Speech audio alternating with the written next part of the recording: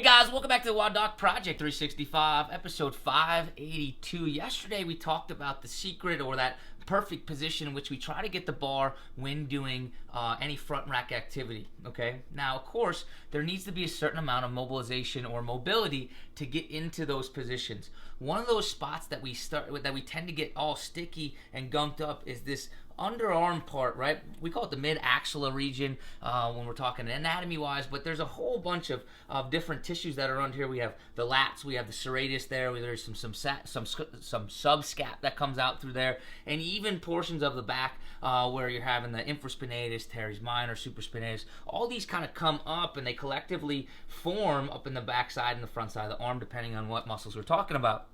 So what we're trying to do today is get a little bit of mobilization, get a little bit of gliding in there, okay? And we inherently do this if we shrug our shoulder. If you go ahead and just feel these tissues and you shrug your shoulder up, you're going to notice that those tissues underneath your fingers move.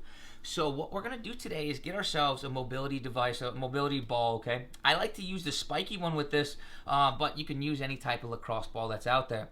And what we're going to do is place it under our arm, and we're kind of just going to hold, right? Watch out, if I push too hard, it kind of squirts it out the side. So it's just going to be just enough to where I can kind of position that ball and hold it with my arm, okay? And then from right there, what I'm going to do is I'm going to shrug my shoulder up, okay? And then I'm going to shrug my shoulder down as far as I can. Shrug my shoulder up, shrug my shoulder down. So the ball itself rolls just a little bit, and I get a little bit of increased shear to kind of clear up those gunk tissues. Now, traditionally we show any type of lat maneuver with our arm up and over our head, but what you'll notice is that blocks a lot of tissue, because when I bring my arm up and overhead, the lat gets stretched pretty far, as much as it really can, right? So it will push me out of a bunch of these tissues. By dropping down my arm, it really relaxes these tissues. It allows me to get that ball a little bit deeper back there. So that's why we're choosing to do this strategy today. So just one more time, we're going to throw that ball underneath. How do I know if I'm in the right spot?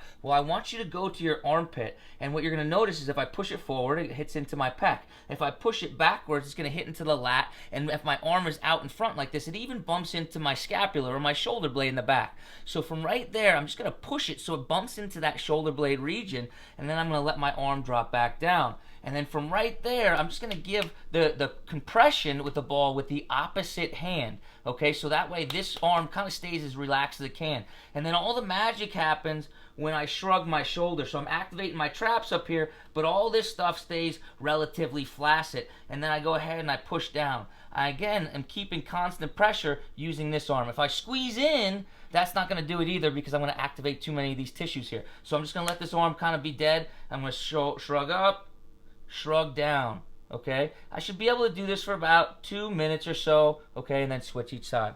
Guys, this is the way we're going to start cleaning up underneath our arms so we can better that front rack position and get that into that magical sweet spot that we talked about yesterday. Hope this helps you out, and until tomorrow, we're optimizing function to optimize performance.